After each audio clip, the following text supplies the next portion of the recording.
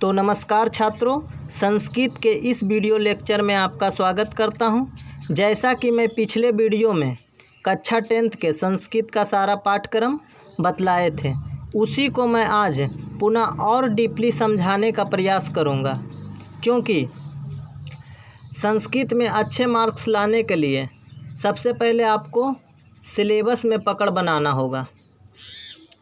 तो देखिए, Bihar board matric परीक्षा का ये पाठ्यक्रम बना हुआ है सारा। इसमें से 2 बुक से क्वेश्चन 100 अंक पूछा जाता है।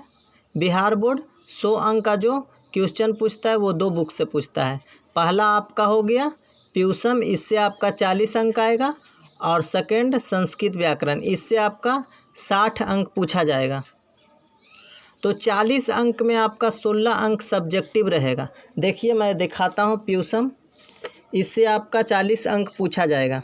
कक्षा 10th प्यूसम द्वितीय भागा, इससे आपका 40 अंक आएगा, और 40 अंक में 16 अंक सब्जेक्टिव से आएगा, और बाकी जो बच गया 24 अंक वो आपका ऑब्जेक्टिव पार्ट में रहेगा। तो सब्जेक्टिव में 16 अंक जो होता है उसमें से 15 क्वेश्चन 2-2 अंक का पूछा जाएगा। उसमें से आपको केवल 8 का ही जवाब देना है, तो 8 दूनी 16 हो गया, और बाकी जो 24 अंक बच गया है वो आपका ऑब्जेक्टिव में रहेगा, और उसके लिए 1-1 अंक निर्धारित होगा।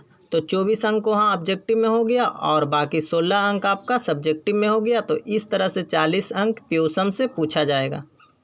उसके बाद सेकेंड में देखिए, संस्कृत व्याकरण से आपका 60 अंक पूछा जाएगा। तो 60 अंक में बिहार बोर्ड संस्कृत व्याकरण के 11 टॉपिक से क्वेश्चन पूछता है।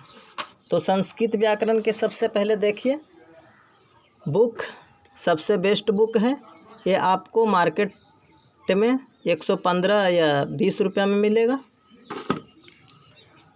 तो संस्कृत व्याकरण से जो क्वेश्चन पूछता है बिहार बोर्ड वो 60 अंक का पूछता है। उसमें से 11 टॉपिक से पूछेगा। तो सबसे पहले देखिए संधि से आपका 4 अंक आएगा। जैसा कि आप लोग जानते हैं, संधि 3 प्रकार के होते हैं, स्वर संधि, विसर्ग संधि और व्यंजन संधि, और तीनों मिलाकर आपको 29 प्रकार का संधि पढ़ना पड़ेगा। स्वर संधि में 5 प्रकार, व्यंजन संधि में 16 प्रकार, और विसर्ग संधि में 8 प्रकार पढ़ना पड़ेगा, तब आपको 4 अंक क्लियर हो जाएगा। उसके बाद सेकंड में देखिए उपसर्ग केवल 1 दिन का क्लास है, मैं 1 दिन में क्लियर करा दूंगा उपसर्ग। इससे आपका 2 अंक आएगा, केवल 2 अंक। उसके बाद थर्ड में देखिए प्रत्यय भी 3 प्रकार के होते हैं, कृत प्रत्यय, तथित प्रत्यय और स्त्री प्रत्यय। कृत प्रत्यय की संख्या 17 होती है, तथित प्रत्यय की संख्या 16 होती है, और स्त्री प्रत्यय की संख्या 7 होती है। तो इस तरह से आपको 40 प्रत्यय पढ़ना पड़ेगा, तब आपका 6 अंक कंप्लीट हो जाएगा।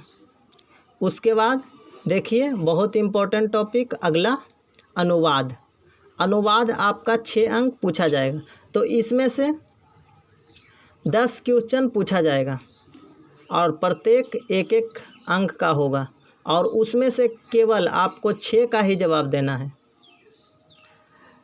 और कुछ टॉपिक अनुवाद पर ही डिपेंड करता है, जैसे कि आगे देखिए, अनुच्छेद, पत्र लेखन, गद्यांश, विभक्ति, कारक और लकार, ये सारा टॉपिक जो है अनुपात पर ही डिपेंड करता है।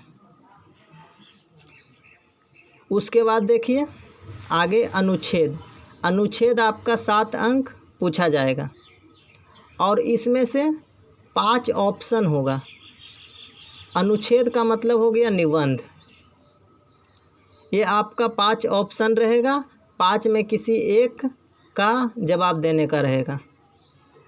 और अनुच्छेद 7 अंक में लिखने का होता है, 5 ऑप्शन रहेगा, उसमें से किसी एक पर आप लिख दीजिएगा 7 अंक 7 वाक्य में, तो आपका 7 अंक प्राप्त हो जाएगा। जैसे गंगा नदी, विद्यालय, अस्माकं देशः, शास्त्रकारः, इस तरह से आपको ऑप्शन देखने को मिलेगा। किसी एक पर लिख दीजिएगा तो आपका 7 अंक प्राप्त हो जाएगा, लेकिन लिखना पड़ेगा आपको 7 वाक्य में। उसके बाद देखिए आगे पत्र लेखन। पत्र लेखन से आपका 8 अंक आएगा और उसमें से 4 क्वेश्चन रहेगा। तो 4 क्वेश्चन में आपको किसी 2 का जवाब देना होगा, मतलब 2 बनाना होगा। पत्र लेखन मतलब एप्लीकेशन लिखने का आएगा।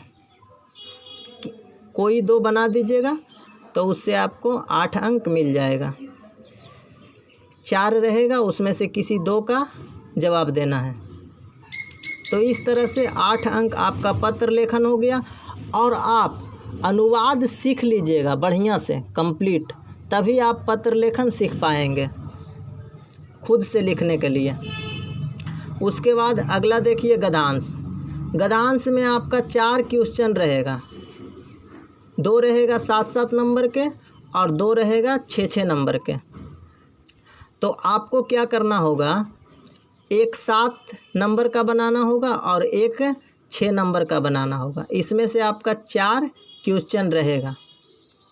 तो इस तरह से एक 6 अंक और एक 7 अंक का बना लीजिएगा तो आपको 13 अंक मिल जाएगा। उसके बाद देखिए समास। समास से आपका 5 अंक पूछता है बिहार बोर्ड। तो समास भी देखिए 6 प्रकार का होता है। समास आपका 6 प्रकार पढ़ना होगा, जिससे आपका 5 नंबर कंप्लीट हो जाएगा। उसके बाद देखिए विभक्ति। तो विभक्ति आपका अलग से नहीं पढ़ना पड़ेगा, अनुवाद से ही क्लियर हो जाएगा विभक्ति। 3 अंक जो दिख रहा है ये आपका अनुवाद बढ़िया से कंप्लीट कर लीजिएगा, उसी से आपका विभक्ति क्लियर हो जाएगा। उसके बाद देखिए कारक। कारक अलग से आपको पढ़ना पड़ेगा। इसके लिए ऑफलाइन में लगभग 10 दिन का क्लास चलता है कारक, जो बहुत इम्पोर्टेंट टॉपिक है। उसके बाद देखिए लकार। लकार भी आपका अनुवाद से ही क्लियर हो जाएगा, अलग से पढ़ना नहीं पड़ेगा, अनुवाद से ही क्लियर हो जाएगा लकार। तो इस तरह से आपका सारा टॉपिक पढ़ना पड़ेगा व्याकरण में, तो 60 अंक प्राप्त होगा। और उसके बाद में मैं पढ़ा दूंगा 40 अंक जो बुक से आता है। बुक का पढ़ाई बहुत आसान होता है। संस्कृत व्याकरण थोड़ा ज़्यादा फोकस करिए इस पर, अच्छे मार्क्स गेन करने के लिए, तभी आपको 90 से 100 मार्क्स आ पाएगा एग्ज़ाम में। तो इस तरह से सारा कंप्लीट हो जाएगा संस्कृत व्याकरण।